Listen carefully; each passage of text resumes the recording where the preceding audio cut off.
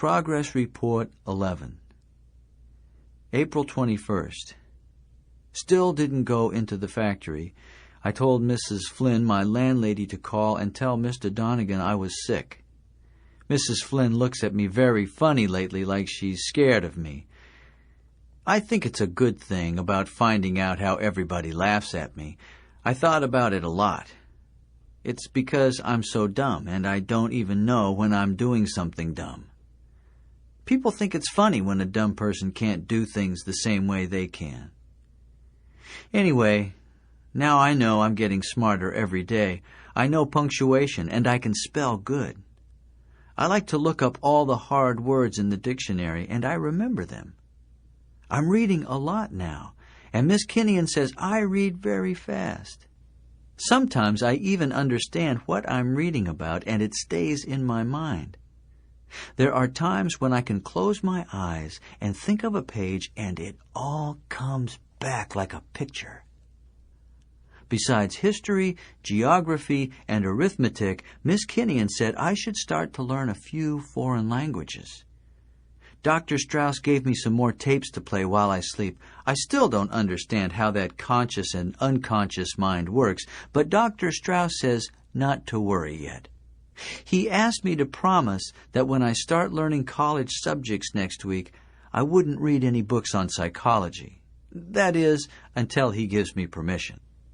I feel a lot better today, but I guess I'm still a little angry that all the time people were laughing and making fun of me because I wasn't so smart. When I become intelligent, like Dr. Strauss says, with 3 times my IQ of 68, then maybe I'll be like everyone else and people will like me and be friendly. I'm not sure what an IQ is.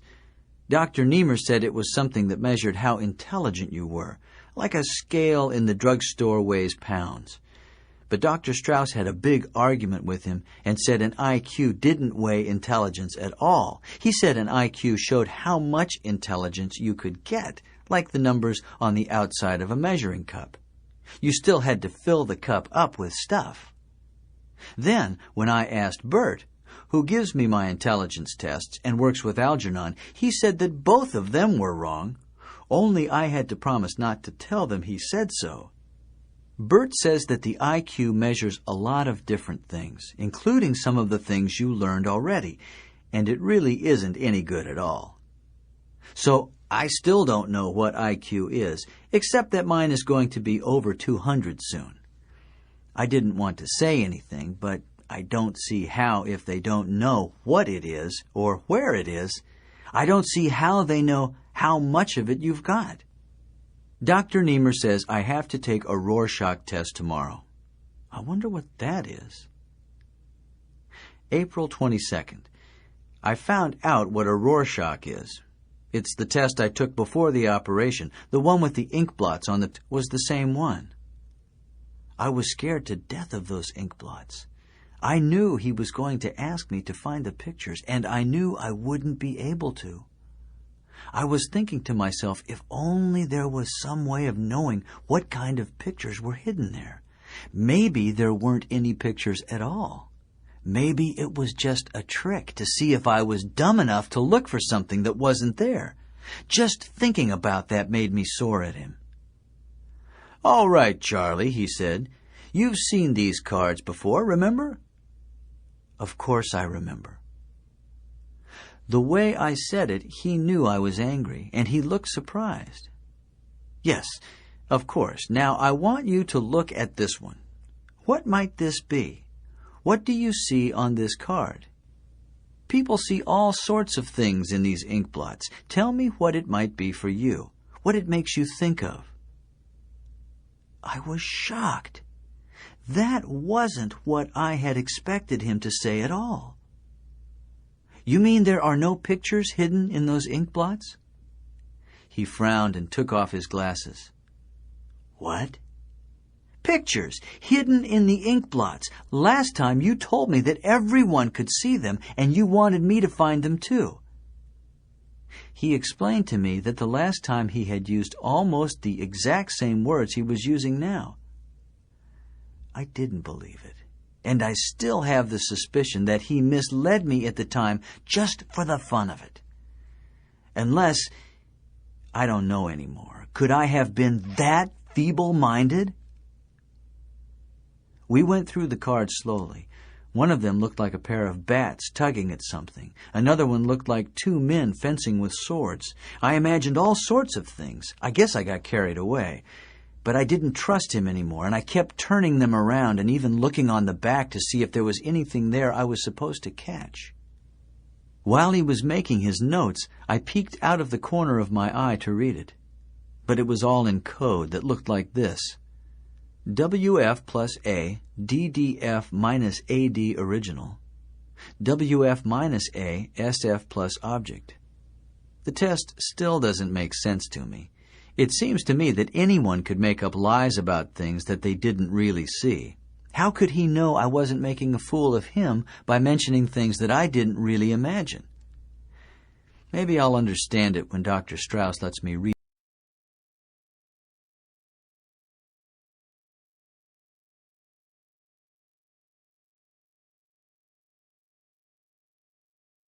April 25th. I figured out a new way to line up the machines in the factory, and Mr. Donegan says it will save him $10,000 a year in labor and increased production. He gave me a $25 bonus. I wanted to take Joe Karp and Frank Riley out to lunch to celebrate, but Joe said he had to buy some things for his wife, and Frank said he was meeting his cousin for lunch. I guess it'll take a little time for them to get used to the changes in me. Everybody seems to be frightened of me. When I went over to Amos Borg and tapped him on the shoulder, he jumped up in the air. People don't talk to me much anymore or kid around the way they used to. It makes the job kind of lonely. April 27th. I got up the nerve today to ask Miss Kinnian to have dinner with me tomorrow night to celebrate my bonus. At first she wasn't sure it was right, but I asked Dr. Strauss and he said it was okay. Dr. Strauss and Dr. Niemer don't seem to be getting along so well. They're arguing all the time. This evening when I came in to ask Dr. Strauss about having dinner with Miss Kinnian, I heard them shouting. Dr. Niemer was saying that it was his experiment and his research, and Dr. Strauss was shouting back that he contributed just as much because he found me through Miss Kinnian, and he performed the operation. Dr. Strauss said that someday thousands of neurosurgeons might be using his technique all over the world. Dr. Niemer wanted to publish the results of the experiment at the end of this month. Dr. Strauss wanted to wait a while longer to be sure. Dr. Strauss said that Dr. Niemer was more interested in the chair of psychology at Princeton than he was in the experiment. Dr. Niemer said that Dr. Strauss was nothing but an opportunist who was trying to ride to glory on his coattails. When I left afterwards, I found myself trembling. I don't know why for sure, but it was as if I'd seen both men clearly for the first time. I remember hearing Bert say that Dr. Niemer had a shrew of a wife who was pushing him all the time to get things published so that he could become famous. Bert said that the dream of her life was to have a big-shot husband. Was Dr. Strauss really trying to ride on his coattails? April 28th. I don't understand why I never noticed how beautiful Miss Kinnian really is. She has brown eyes and feathery brown hair that comes to the top of her neck. She's only 34. I think from the beginning I had the feeling that she was an unreachable genius and very, very old. Now, every time I see her, she grows younger and more lovely. We had dinner and a long talk. When she said that I was coming along so fast that soon I'd be leaving her behind, I laughed. It's true, Charlie.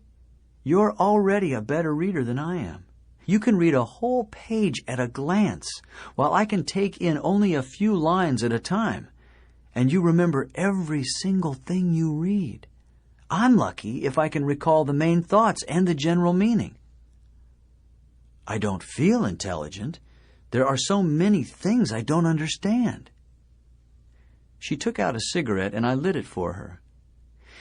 You've got to be a little patient. You're accomplishing in days and weeks what it takes normal people to do in half a lifetime. That's what makes it so amazing. You're like a giant sponge now, soaking things in, facts, figures, general knowledge, and soon you'll begin to connect them too. You'll see how the different branches of learning are related. There are many levels, Charlie, like steps on a giant ladder that take you up higher and higher to see more and more of the world around you. I can see only a little bit of that, Charlie, and I won't go much higher than I am now. But you'll keep climbing up and see more, and each step will open new worlds that you never even knew existed. She frowned. I just hope to God. What? Never mind, Charles. I just hope I wasn't wrong to advise you to go into this in the first place. I laughed. How could that be? It worked, didn't it? Even Algernon is still smart.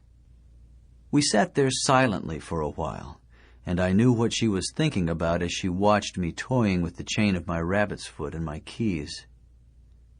I didn't want to think of that possibility any more than elderly people want to think of death. I knew that this was only the beginning. I knew what she meant about levels because I'd seen some of them already. The thought of leaving her behind made me sad. I'm in love with Miss Kinnian.